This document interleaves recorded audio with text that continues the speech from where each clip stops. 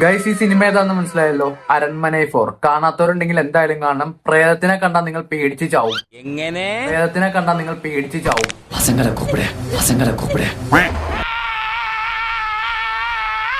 ഇത്രയും പേടിച്ചാ മതിയോ?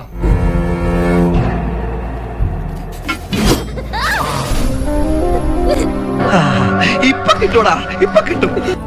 இந்த முகத்துல இருக்கும்போது என்னால ஒண்ணும் பண்ண முடியல. എന്നാ പിന്നെ അനുഭവിച്ചോട്ടോ.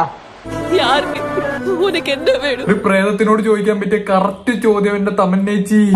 யாருக்கு നിന്റെ അച്ഛൻ ഒറ്റ കിണ്ണിയാ കിട്ടിയിട്ടുണ്ടെങ്കിലല്ല. ப்ளீஸ் சொல்லு.